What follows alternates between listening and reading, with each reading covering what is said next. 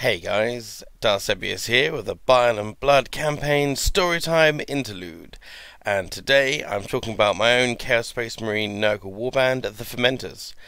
Now these emerged sometime after the Lamenters were lost after the Badab Wars, and they're possibly from fragments of the cursed founding chapter, the successor chapter of the Blood Angels.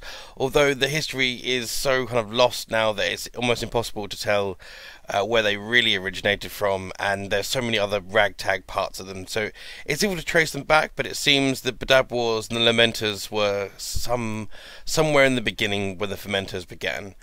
They're led by Ribald Bugman Tanglefoot, or Ribald Tanglefoot, or Bugman as he's known, who is the brewmaster of the infamous Bugman's Brew, which is the kind of staple and the main kind of shtick of the Fermenters Warband. And the Bugman's Brew is stolen and tainted Mjod. Now, for those of you who are unaware, Mjod is the kind of crazy rocket fuel alcohol that the Space Wolves consume. It's alcohol that's strong enough to seriously get a Space Marine drunk. So you need to understand how powerful an alcohol that must be to kind of subvert the Astartes physiognomy and the new organs and things they have. So it's seriously strong alcohol, and what they do is they track down Space Wolves and they basically fight them, kill them, take the Mjod, mix in a little bit of Nurgle's love, some pus, some pestilence, and some kind of warp influence, and then they drink it and get drunk and have a good old time, essentially.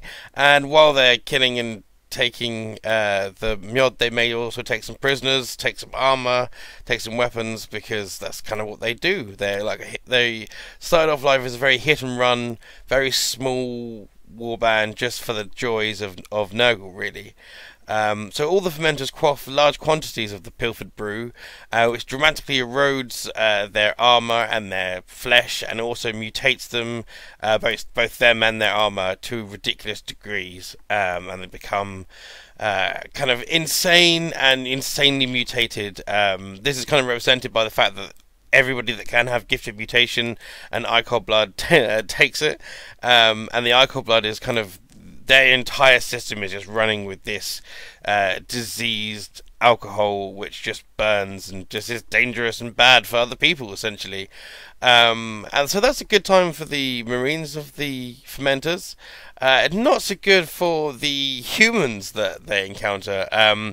All prisoners and cultists are eventually anointed in the brew. They are literally forcefully dipped and submerged in a full-on dunking kind of baptism, an unholy baptism, as it were, which basically, because it's so strong and fetid and awful, most humans anointed this way will die. Some of them will become spawns or just mutate horribly and just become kind of rotten messes on the floor.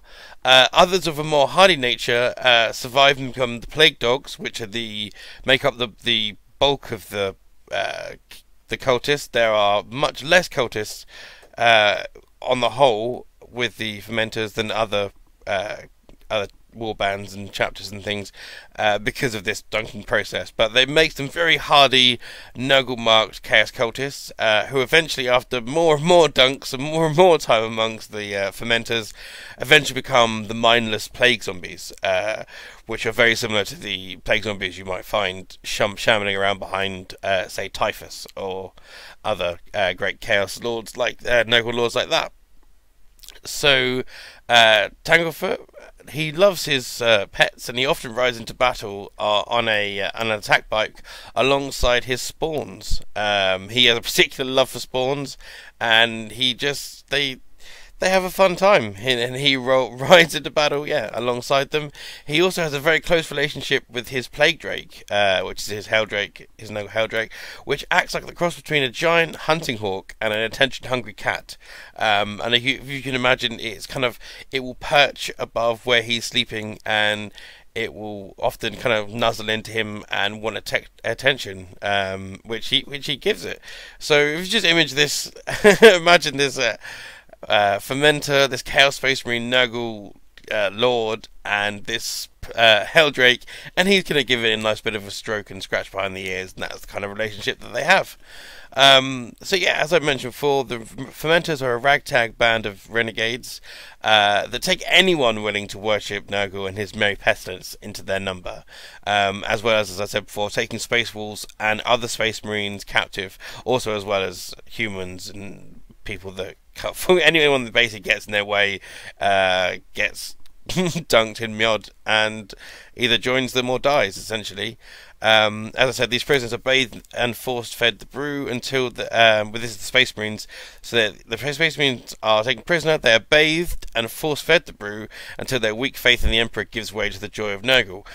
So many of them are made up by what would have been loyalist Marines who have now joined Chaos. There's Chaos guys in there and Nurgle guys and people from all sorts. There's probably some Death Guard in there. There's all sorts of people from all sorts of places. Although only the most cheerful of the Death Guard, because the Death Guard normally are a bit too perfunctory and serious. Well, at least they were sort of pre-heresy. But there's all sorts of people making up the numbers, and it's also believed by the Dark Angels that a large number of the Fallen make up their numbers, or not necessarily a large number, but there are definitely a good few Fallen mixed in within the Fermenters proper, which also makes them a bit of a target for the Dark Angels, as we will hopefully see later. Another point, and not necessarily in this campaign though. The Fermenters have no real resupply, other than the occasional dealings with the Red Corsairs. As I mentioned, they have that interesting tie with the Lamenters and the Astral Claws, going back to the Badab Wars, but that's kind of lost. I'm not sure what's going on with that. But when they're near the Maelstrom, occasionally they can deal with the Red Corsairs. And there is a camaraderie there.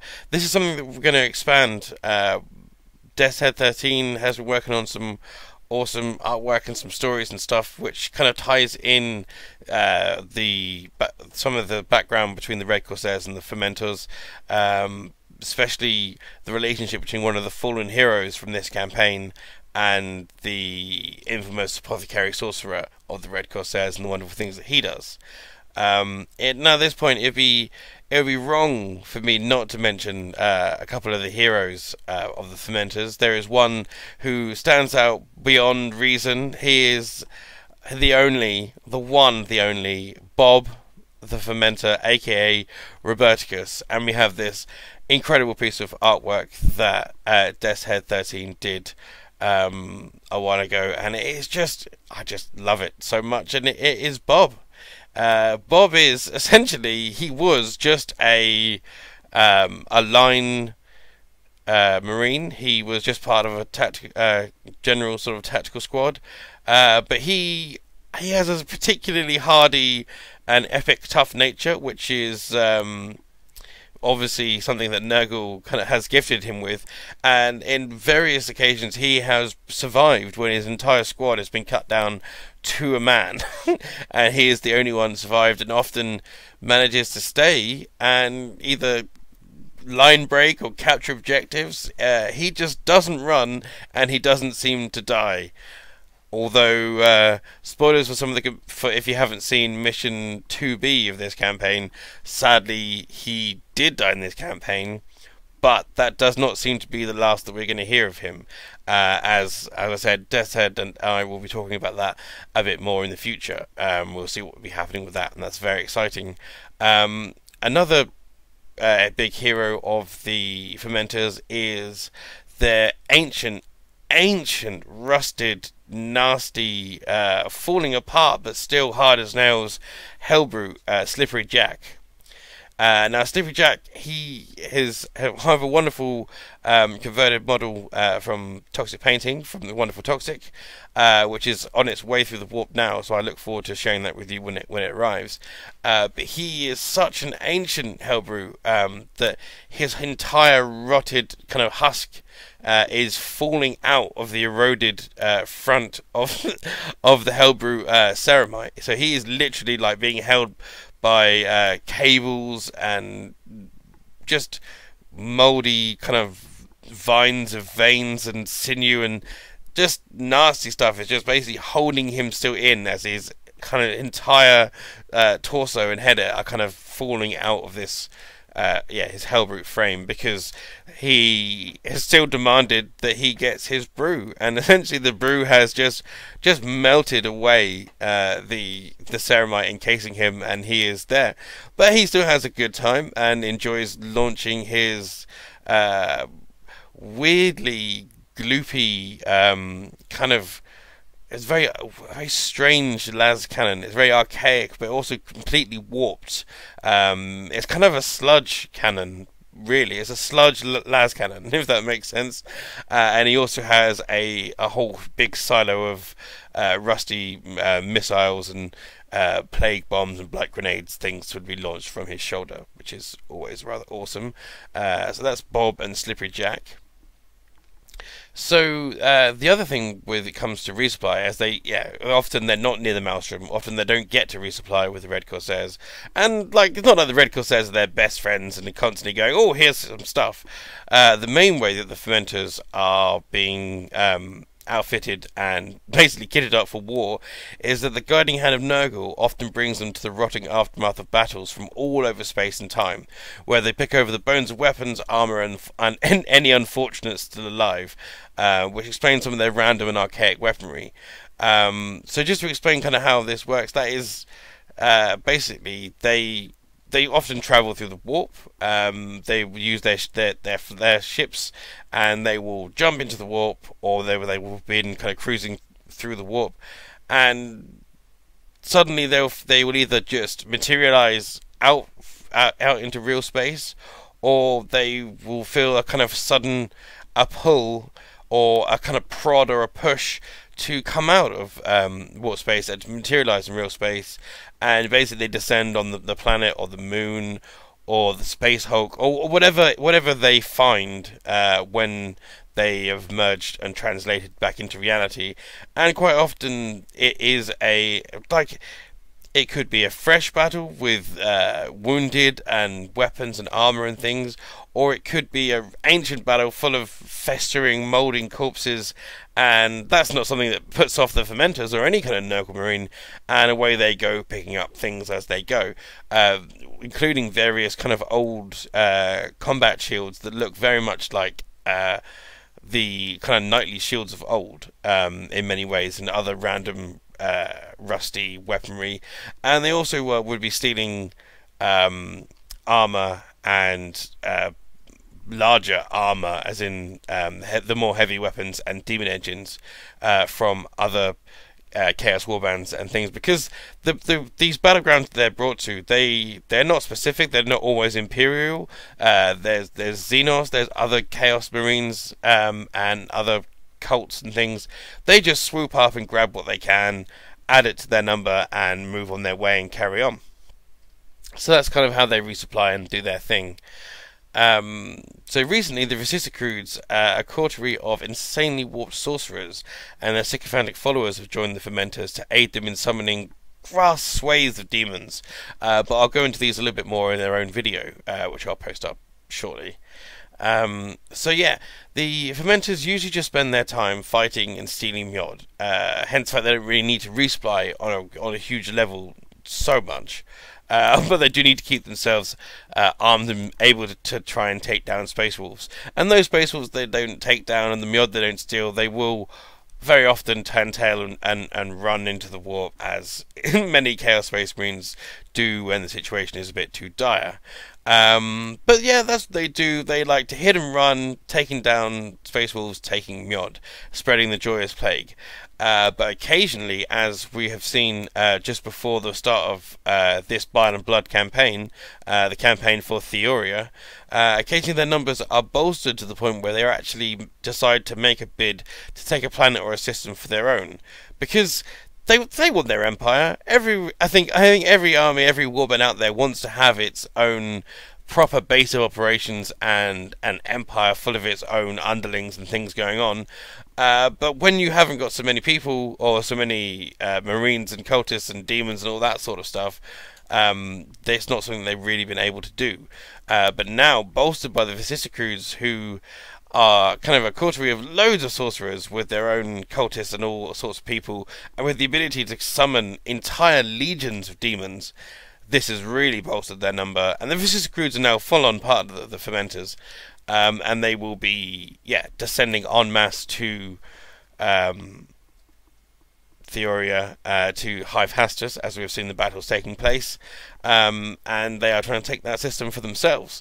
And they'll be happy if they get to take it. They'll be happy if they get to taint it, to be honest. But we shall see as the last few missions in the next couple of stages of this campaign go. But I look forward to sharing some more of the models and army when I get some more painting done and more things arrive through the warp, because I've got some very tasty bits and bobs coming to bolster my army. But that's kind of the fluff. We're talking about it. So the Fermentors, Nurgle Warband, all about the joy, led by Ribald, Bugman, Tanglefoot, with Bob the Fermenter, Bob the beautiful, beautiful hardy fermenter. We love him, and I just love the artwork so much. I can't thank DeathsHead13 enough for that. Guys, check out DeathsHead13.tumblr.com for some of his awesome art and other good stuff. But also, he does lots of the art for things on allysindex.com as well, which is who we are and what we're doing, because this is the Bile and Blood campaign. This has been a storytime interlude looking at the fermenters for Allies Index. That's allysindex.com, a place for all things geeky gaming. And just come check us out. And if you find this interesting, you might want to check out some other parts of the campaign and try and watch that through. We've got story times and missions and all good things there, as well as news and rumours, card games, board games, video games, reviews. And if you want to get involved and want to think you can produce something, whether it's a video or article review, at least once a month, and want to kind of join the Allies, you are most welcome. But again, I've been Darth Sevius. This has been a Bile and Blood storytime interlude, talk about the fermenters, and I'll catch you guys soon. Taddy bye.